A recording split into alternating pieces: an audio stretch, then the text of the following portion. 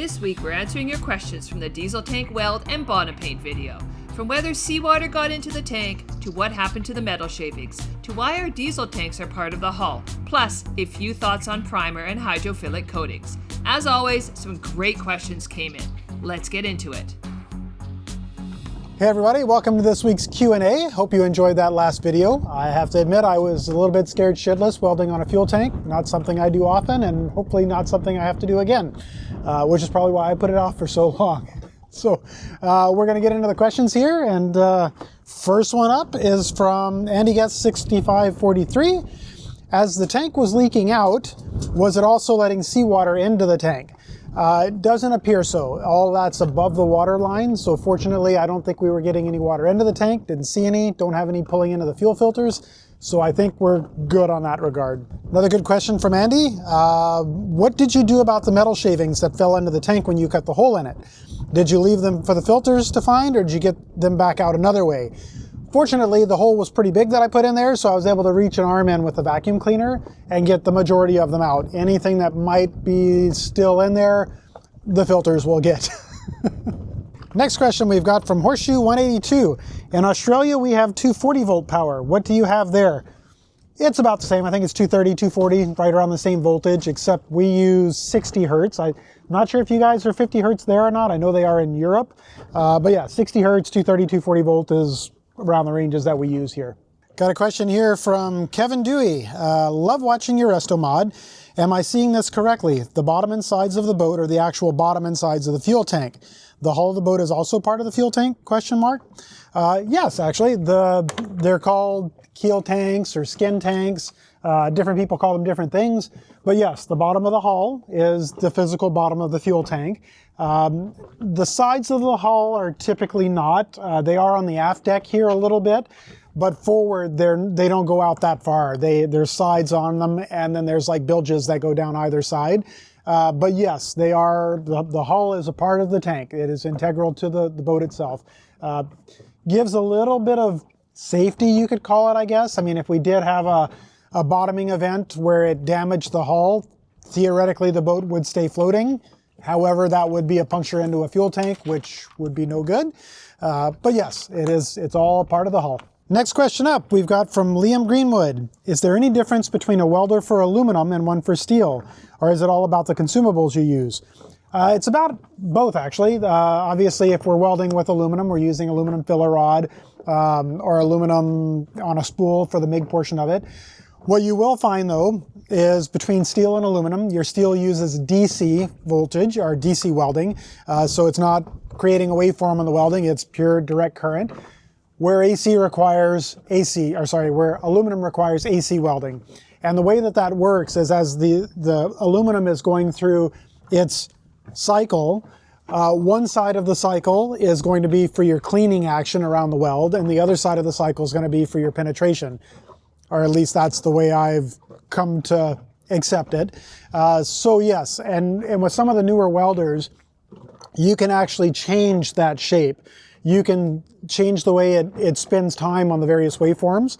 So say for example, I've got some dirtier aluminum, I can actually shift my balance on that wave shape to increase my cleaning action so I get better cleaning on the weld for dirty aluminum. And vice versa, if I'm welding clean aluminum that's a little thicker, I can shift my weld the other way, and it allows the tungsten to work a little better, and it keeps the tungsten from balling up or basically eroding, which is also not good, or overheating. So yeah, there's definitely differences there, and some fairly advanced things that can happen with the AC form when you're welding aluminum. Got a question here from Adister Disaster. Adister Disaster, I think that's how it is, 2865. Are the mussels edible? I wouldn't eat them. I'm sure they're edible, but the bottom paint is pretty toxic. They got some, maybe not all bottom paint, a lot of bottom paint is fairly toxic because they use chemicals in there to try to keep this stuff from growing in the first place. So I'm fairly certain that can leach into filter feeders like mussels and such. So while they may be edible, I certainly wouldn't recommend eating it. It's probably got some nasty in there that I would not recommend ingesting. Next up from RX Calvosa, The gray primer looks good. Could it be left like that if you wanted to? Question, have you considered hydrophilic coatings on the bottom? Could be a big fuel savings. So the gray primer that we use, it's an epoxy barrier coat. And it's super hard, it's super tough, and it would last. It does keep the water off the boat. That's what it's there for. It creates a big seal on the bottom of the boat so we don't have water sitting next to the hull. But it doesn't have anything to prevent marine growth. So what would happen is you'd get the whole bottom of the boat would get completely coated in mussels or grass, and it would probably happen pretty fast too. The bottom paint coatings that we have, they have either chemicals or something like that, or they slowly erode away over time to prevent growth on the hull.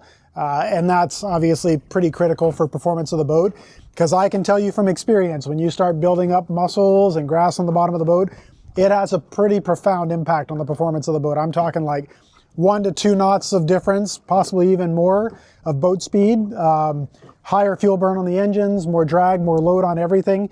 So it's typically something you're going to want to keep off the bottom of the boat, which is what the bottom coatings are for. As far as the hydrophilic coatings, I actually had to look that up, and I'll explain it. The hydrophilic coatings actually absorb water, and they create kind of a boundary layer on the hull, so you have less drag through the water. So your increased boat speed, less drag, all benefits. I just don't know how they would perform for biological growth. I'm assuming there'd be some issues there. But once again, I don't know. I had not even heard or looked into hydrophilic coatings before, so that's a great question. Something that I might have to look a little bit further to in the future. Okay, we've got a question from Swedish Kev.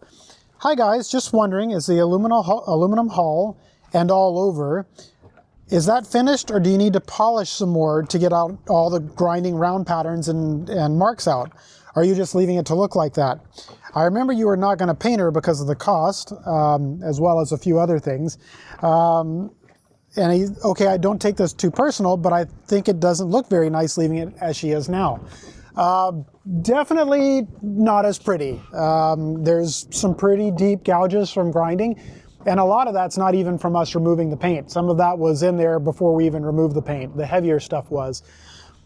Ideally, we would like it polished down to around the, I'd say 200 grit range. It's not a mirror polish, but it's enough where it's a uniform finish and you don't really see the grinding or scratch patterns.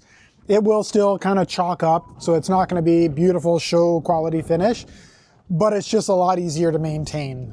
Paint on aluminum, like I've said before, super hard to maintain. If you start having issues with it, it can damage the aluminum underneath. So bare aluminum's just easier all around. So yep, we will polish it a little bit more, but not a mirror finish. And on that comment, we actually had another, or on that question, we actually had another comment from High Definition Video.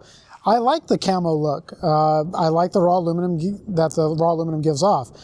No pretentious, not pretentious, and gives off that no money inside look. I probably best from those sketchy pirate prone areas as well, which I like. So anyway, I kind of had a laugh at that because Janice and I, one of our favorite authors and favorite series of books would be Clive Cussler's The Oregon Files. And what it's about is a tramp steamer, or so you would think, basically a state-of-the-art vessel that's hidden underneath the guise of a tramp steamer, but it's all top-of-the-line tech underneath. It's kind of like a spy ship. We always thought that premise was pretty cool with a lot of tech inside, but looking not quite so finished on the outside. So this is kind of the camo look that we do like, and it's honestly, we enjoy it. And if it looks like this on the outside, but you can come inside and it's nice and new, that works for us. So for this comment of the day, we're doing something a little bit different. This comment was actually from a little while ago, but it was something that we really liked right now, because right now we're stressed to the moon getting ready to get going on our trip here, and feel goods are always awesome at this particular point. Lots of stuff to do, lots of stress happening. So this was from Mega Deansy. Yippee, my absolute favorite thing to watch on YouTube. Someone buying an old shabby boat and they video the entire refurb. Plus, I instantly like the new owners, Blaine for the knowledgeable side of things. I get the feeling he'll explain everything that's being done. As for Janice, along with her experience in sailing, I get the impression she's a bit of a character and will, hopefully, supply the humor that's vital when doing the job that's going to take over your life. So looking forward to what the future brings. All the very best to you both. Yes, it's. I think you hit the nail on the head there, especially with Janice. She likes to get pretty comical with things, and that's just who we are. And comments like this just make us feel good about what we're doing and help us to continue it. All right, everybody, we are at 1.5 weeks until go time. We are getting so close and can't even say how excited we are on this. So I just wanted to tell you guys, hop over to www.onboardtongaroa.com. You can become part of the crew to get real-time updates, be part of our Discord community, and we've got some pretty exciting things happening in the engine room this winter as well. So keep an eye out for that. So we'll see you there, and thanks for watching. And we know 80% of you aren't subscribed to our channel. So one of the easiest ways to help us out is just hit that subscribe button. If you missed the video where we ground off the boot stripe, tackled the bottom paint, and welded our leaking diesel tank, go check it out. It's called We Found a Diesel Leak While Painting Our Aluminum Hull, and it's a good one.